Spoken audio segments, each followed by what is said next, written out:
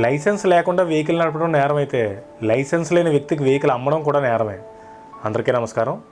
అసలు ట్రాఫిక్ పోలీసులు ఎందుకని రోడ్డుపై వెహికల్స్ ఆపి డాక్యుమెంట్స్ చెక్ చేయాలి? వెహికల్ కొనేటప్పుడే ఇన్సూరెన్స్, పొల్యూషన్, ఆర్సీ వంటివన్నీ ఉంటాయి. వీటితో పాటు లైసెన్స్ ఉన్న వ్యక్తికే వెహికల్ అమ్మి ఆ డాక్యుమెంట్స్ అన్ని ఆ వెహికల్ నెంబర్కి యాడ్ చేసి ట్రాఫిక్ పోలీసులకు సంబంధించిన ఒక యాప్లో అప్లోడ్ చేసి ఎవరైనా ఆ వెహికల్ నెంబర్ ఎంటర్ చేయగానే ఆ డాక్యుమెంట్స్ అన్ని కనిపించేలా చేయొచ్చు కదా.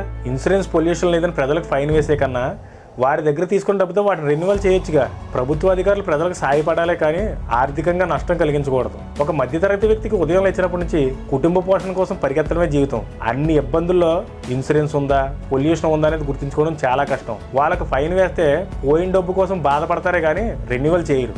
అయినా ప్రభుత్వం ఎందుకని ఇన్సూరెన్స్, పొల్యూషన్ లాంటివి చేయకూడదు?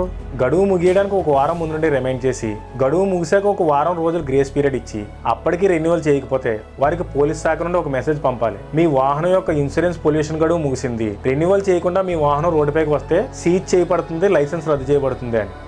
అప్పుడు ఎవరు రెన్యువల్ చేయడం మానేస్తారు? లైసెన్స్ ఉన్న వ్యక్తికే వెహికల్ అమ్మినా లైసెన్స్ లేని వ్యక్తి వెహికల్ నడపడానికి గ్యారంటీ ఏంటని మీరు అడగొచ్చు. లైసెన్స్ లేని వ్యక్తి వెహికల్ నడిపితే నడిపిన వ్యక్తికి, ఆ వెహికల్ ఓనర్కి ఇద్దరికి 5 ఏళ్ల కఠిన కారాగార శిక్ష, అలాగే ₹1,00,000 జరిమానాను పెట్టండి. ఎవరు లైసెన్స్ లేని వారికి వెహికల్ ఇస్తారో చూద్దాం. ప్రభుత్వం లైసెన్స్ జారీలు పారదర్శకంగా చేయాలి.